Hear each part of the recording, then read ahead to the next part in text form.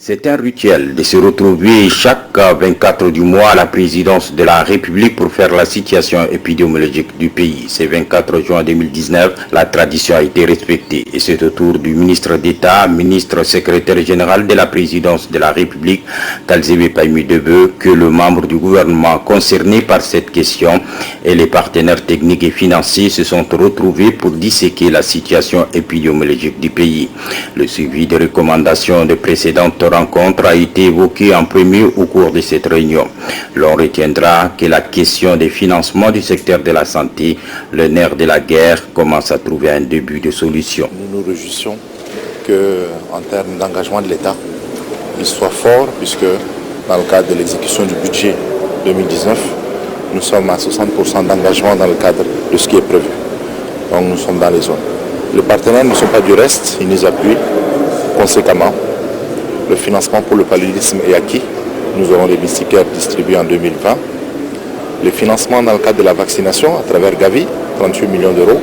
Le Fonds mondial, 92 millions de dollars sur 5 ans, sur 3 ans, pardon.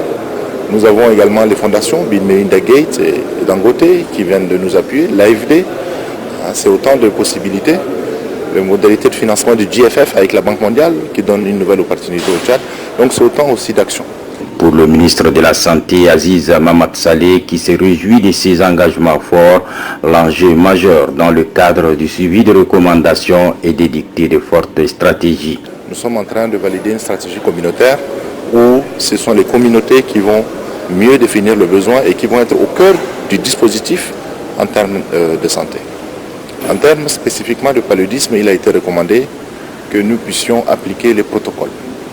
Et là, nous avons expliqué aux représentants du chef de l'État que nous avons déjà commencé des descentes sur le terrain à travers des missions de visite, de supervision sur place, parce que la difficulté, c'est qu'il y a un protocole et qu'on n'applique pas, et qu'il y a des idées reçues. Et du haut de cette tribune, je voudrais en rappeler à tout le personnel de santé à revenir au protocole. La situation épidémiologique des maladies de surveillance, notamment celles relatives à la malnutrition, le paludisme, le ver de Guinée et la mortalité maternelle et infantile a été le sujet crucial abordé au cours de cette rencontre. Pour le gouvernement, cela reste un problème majeur de santé publique. Aussi, des solutions urgentes sont-elles envisagées pour solutionner cette situation? Selon le ministre de la Santé publique, le point d'orgue de la rencontre de ce 24 juin a été consacré sur la question du décès maternel et infantile. Chaque province devra avoir un centre SONU pour les soins obstétricaux néonataux d'urgence. Et il y a des barrières culturelles très fortes qu'il faudra qu'on combatte. C'est un combat.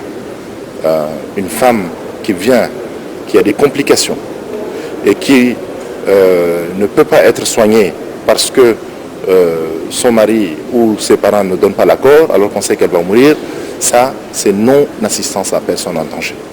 Et ça, il faudra que nous puissions réellement revenir.